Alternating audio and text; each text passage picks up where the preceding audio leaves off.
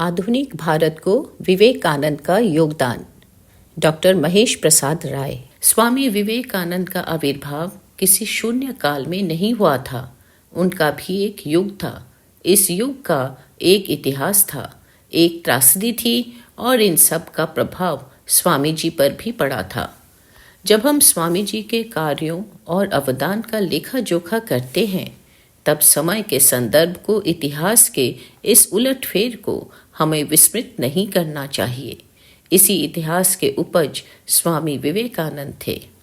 इतिहास के इन कारकों ने ही स्वामी जी के कृतियों को दिशा दी थी। भारतीय नवजागरण में स्वामी जी को शीर्ष स्थान में इसलिए भी रखा जाता है क्योंकि उन्होंने समाज को एक नई दिशा की ओर प्रेरित किया। स्वामी जी ने धर्म, ईश्वर, नीति, जाति, शिक्षा, नारी, इन सभी तथ्यों का परिमार्जन किया। स्वामी विवेकानंद का युग अव्यवस्था और अराजकता का युग था। एक ओर पाश्चात्य धर्म तथा संस्कृति नृशंसता के साथ अपने धर्म का प्रचार प्रसार कर रही थी, वहीं दूसरी ओर भारतीय धर्म तथा संस्कृति अपने मूल स्वरूप कर्मण्येवाधिकारस्ते एवं वसुधैव कुटुम्बकम को विस्मृत कर निश्चेष्ट स्वरूप में विद्यमान थी। ऐसे संक्रमण काल में स्वामी जी ने कहा, धर्म के संकीर्ण, सीमित और लड़ाकू विचारों का परित्याग करना चाहिए।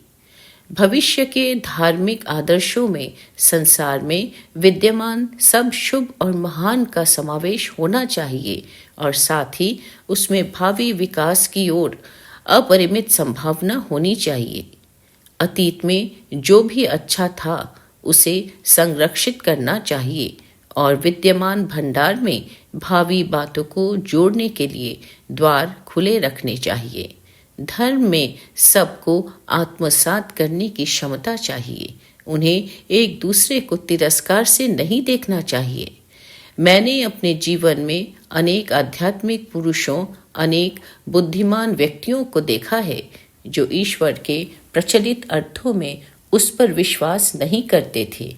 कदाचित वे ईश्वर को हमसे बेहतर समझते थे। ईश्वर का वैयक्तिक, निर्वैयक्तिक, असीम विचार, नैतिक नियम या आदर्श मानव सभी धर्म की परिभाषा के अंतर्गत आते थे। स्वामी जी के उपदेशों ने भारतवासियों की खोई हुई आत्मशक्ति का उत्थान किया। स्वामी जी को अपने देश तथा देशवासियों से बहुत अनुराग था। उन्होंने स्वयं कहा, हमारे मस्तिष्क से व्यर्थ के देवी देवताओं को हट जाने में कुछ भी हानि नहीं है। अपना सारा ध्यान इस एक ईश्वर पर लगाओ। हमारा देश ही हमारा जागृत देवता है। स्वामी विवेकानंद ने भारतीय जनजीवन में व्याप्त छुआछूत की भावना को भी नकार कर समानता एवं बंधुत्व की परिणति में मानव कल्याण की भावना को दिशा दी। राष्ट्रकवि रामधारी सिंह दिनकर ने झूठी चीलम कविता के माध्यम से इसका उल्लेख किया है। चीलम छीनकर पी ली स्वामी जी ने आंखें मूंद, खड़ा देखता रहा ठगा सा वह मेहतर बेचारा, टपकी दृग से उमड़ मौन आनंद जलधि की बूंद। स्वामी जी ने और जोर से सुल्फे में दय मारा। स्वामी जी ने अपने युग के किसी अन्य विचारकों की अपेक्षा भारत को कहीं अधिक स्वाभिमान की शिक्षा दी। उनका कथन, साहस का सूर्य उदित हो चुका है, भारत का उत्थान अवश्य होगा। किसी में वह शक्ति नहीं है कि अब वह भारत को रोक सके। भारत अब फिर से निद्रा में नहीं सोएगा। यह भीमकार देश फिर से अपने पांव पर खड़ा हो रहा है। इन विचारों के माध्यम से स्वामी जी ने देश का नवनिर्माण किया। स्वामी जी ने समाज को कभी ऐसे धर्म की शिक्षा न दी जिससे समाज में विघटन हो। उनका धर्म कभी भी शुष्क एवं निरीह न था। उन्होंने सदैव जीवन को सबल बनाने वाले विचारों की शिक्षा दी थी। उन्होंने कहा भी है, हम लोग उस सर्वशक्तिमान की संतानें हैं, दिव्य अनंत अग्नि की चिंगारियां हैं। हम नगण्य कैसे हो सकते हैं? हम सर्वशक्तिमान हैं, सब कुछ करने को तैयार हैं और सब कुछ अवश्य करेंगे। इस प्रकार उनका संदेश ऊर्जा एवं साहस से परिपूर्ण था। उनके निकट आने वाले प्रत्येक व्यक्ति में ऊर्जा का संचार स्वयं ही होने लगता था। स्वामी जी ने मनुष्य को उनके दिव्य स्वरूप का बोध कराया और वे चाहते थे कि संपूर्ण पृथ्वी पर एक ऐसे धर्म तथा संस्कृति का विस्तार हो जिसमें प्रत्येक मनुष्य निम्नलिखित कथनों से परिपूर्ण हो। वर्णाश्रम निज निज धर्म निरत वेद पथ लोग चलहिम सदा पावहिम सुखहिम नहीं भय शोक न रोग। जब स्वामी जी का उदय हुआ था तब उनके सामने कई प्रकार के उद्देश्य दिखाई पड़े। सबसे बड़ा काम धर्म की पुनः स्थापना का था। बुद्धिवादी मनुष्यों की धर्म पर से श्रद्धा केवल भारत में नहीं प्रत्युत अन्यत्र देशों में भी हिलती जा रही थी। अतएव यह आवश्यक था कि धर्म की सही व्याख्या प्रस्तुत की जाए। उन्होंने धर्म को केवल पुरोहित वर्ग की वस्तु न मानकर उसकी व्यापकता से सभी को न केवल आह्लादित किया, वरन उन्होंने धर्म के नाम पर जो मोक्ष की धारणा थी उसे भी आधुनिक रूप में परिमार्जित किया। उन्होंने कहा भी है कि धर्म वह वस्तु है जिसमें पशु मनुष्य तक और मनुष्य परमात्मा तक उठ सकता है। इसके अतिरिक्त उन्होंने धर्म के अन्य रूढ़िवादी एवं भ्रांत तर्कों का निवारण किया। स्वामी जी का मूल उद्देश्य था कि धर्म किसी जाति विशेष अथवा वर्ण विशेष के धारण करने की वस्तु नहीं है, वरन वह तो प्रत्येक मनुष्य के लिए समान रूप से प्रेरणा का स्रोत है। स्वामी जी ने पाश्चात्य धर्म तथा संस्कृति के अंधानुकरण में लिप्त भारतीय समाज को भारत की उच्चतम संस्कृति का बोध कराया, जिसकी संसार में किसी अन्य से कोई तुलना नहीं है। उन्होंने स्वयं कहा, पृथ्वी पर ऐसा कोई धर्म नहीं है जो हिंदू धर्म के समान इतने उच्च स्वर से मानवता के गौरव का उपदेश देता है। वे इस बात से भली भांति परिचित थे कि भारतीय धर्म तथा संस्कृति ही एकमात्र ऐसी है जिससे पृथ्वी पर मानवता को बचाया जा सकता है।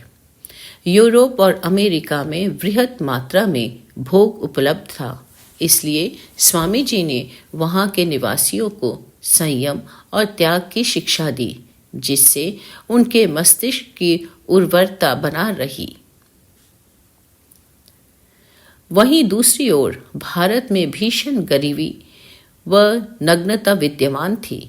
यहाँ के लोग धनाभाव एवं आपसी वैमनस्य के कारण जीवन के उच्च आदर्शों से विमुक्त हो चुके थे। अतः भारतवासियों को उन्होंने जो उपदेश दिया वह केवल धर्म के लिए नहीं था, प्रत्युत उन्होंने यहाँ के लोगों को क्रांति का आह्वान किया और कर्म की भावना से लोगों को तेजोदीप्त करने का प्रयत्न किया। शिकागो विश्व धर्म सम्मेलन में भी स्वामी जी ने ईसाइयों के समक्ष निर्भीक गर्जना की थी। तुम ईसाई लोग मूर्ति पूजकों ही आत्मा के बचाव के लिए भारत में धर्म प्रचारक भेजने को बहुत आतुर दिखते हो, किंतु इन मूर्ति पूजकों के शरीर की क्षुधा की ज्वाला से बचाने के लिए तुम क्या कर रहे हो? भयानक दुर्भिक्षों के समय लाखों भारतवासी निराहार मर रहे थे, किंतु तुम ईसाइयों से कुछ भी नहीं बन पड़ा। भारत की भूमि पर तुम गिरजे बनवाते जा रहे हो, किंतु तुम्हें यह ज्ञात नहीं है कि पूर्वी जगत की आकुल आवश्यकता रोटी है, धर्म नहीं। धर्म एशिया वालों के पास अब भी बहुत है। वे दूसरों से धर्म का पाठ नहीं पढ़ना चाहते। जो जाति भूख से तड़प रही है उसके आगे धर्म परोसना उसका अपमान है। जो जाति रोटी को तरस रही है उसके हाथ में दर्शन और धर्म ग्रंथ रखना उसका उपहास करना है। स्वामी जी से पूर्व भारतवर्ष में अनेक समाज सुधारक थे, किंतु कुछ ने केवल मिशनरियों के माध्यम से तथा कुछ ने केवल पुरातन शिक्षा पद्धति के माध्यम से नवीन भारत का नवनिर्माण करने का प्रयत्न किया। किंतु स्वामी जी ने प्राच्य व पाश्चात्य धर्म का समन्वय कर एक नए प्रकार का विचार सबके समक्ष रखा, जिससे प्रत्येक मनुष्य, युवा, वृद्ध, बालक, स्त्री, ब्राह्मण, सन्यासी, छूत अछूत के भीतर अपने कर्म का संचार हो सके। स्वामी जी ने नारी शिक्षा के बिना भारत के विकास को असंभव माना है। उन्होंने कहा भी है, नारियों की पूजा करके सभी जातियां बड़ी बनी हैं। जिस देश जिस जाति में नारियों की पूजा नहीं होती, वह देश वह जाति न कभी बड़ी बनी है न बन सकेगी। महामाया की साक्षात मूर्ति इन नारियों का उत्थान हुए बिना क्या तुम लोगों की उन्नति संभव है? स्वामी जी ने कभी भी ऐसे धर्म को मानने की स्वीकृति नहीं दी जिसमें किसी विधवा के आंसू, किसी बालक की भूख हो। उन्होंने कहा है, मैं नहीं मानता ऐसे धर्म को जो एक विधवा के आंसू न पोंछ सके और एक बच्चे को रोटी न दे सके। स्वामी जी कभी भी किसी बात से भयभीत नहीं हुए, ना ही किसी धर्म एवं संस्कृति के समक्ष घुटने टेके थे। चाहे किसी धर्म एवं संस्कृति की विरासत कितनी ही प्रबल क्यों न हो। जयपुर नरेश की मूर्ति पूजा के संबंध में दी गई शिक्षा उनके इसी व्यक्तित्व का परिणाम है। हिंदुओं के धर्म के ऊपर आक्षेप लगाते हुए उन्होंने बड़े ही निर्भीक स्वर में कहा है, जब मैं दृष्टि उठाकर देखता हूँ तो हिंदुओं की सारी धार्मिकता रसोई घर में घुसी हुई दिखाई देती है। धर्म साधना के लिए गुफा में नाक कान दबाकर प्राणायाम करने की परंपरा भी भारत में बड़ी महिमा थी। स्वामी जी ने इस परंपरा पर भी कटाक्ष किया। उनका हिंदू धर्म के विषय में यह कथन, आधा मील की खाई तो हमसे पार नहीं की जाती, किंतु हनुमान के समान हम समग्र सिंधु को लांघ जाना चाहते हैं। हर आदमी योगी बने, हर आदमी समाधि में चला जाए, यह असंभव है। दिन भर कर्म संयुक्त विश्व के साथ मिलन और संघर्ष तथा संध्या समय बैठकर प्राणायाम क्या इतना सरल कार्य है? तुमने 3 बार नाक बजाई है, 3 बार नासिका से भीतर की वायु को बाहर किया है, तो क्या इतने से ही ऋषिगण आकाश से होकर तुम्हारे पास चले आएंगे? क्या यह भी कोई मजाक है? ये सारी बेवकूफ़ी की बातें हैं। जिस चीज़ की ज़रूरत है वह है चित्त शुद्धि, और चित्त शुद्धि कैसे होगी? सबसे पहले पूजा विराट की होनी चाहिए, उन असंख्य मानवों की जो तुम्हारे चारों ओर फैले हुए हैं। संसार के जितने भी मनुष्य व जीव जंतु हैं सभी परमात्मा हैं, सभी परब्रह्म के रूप में हैं, और इनमें भी सर्वप्रथम अपने देशवासियों की पूजा करनी चाहिए। आपस में ईर्ष्या द्वेष रखने के बदले, आपस में झगड़ा का विवाद करने के बदले तुम परस्पर एक दूसरे की अर्चना करो, एक दूसरे से प्रेम रखो। हम जानते हैं कि किन कर्मों ने हमारा सर्वनाश किया, किंतु फिर भी हमारी आंखें नहीं खुलती। इस प्रकार स्वामी जी के विचार हृदय स्पर्शी एवं तेजोदीप्त हुआ करते हैं।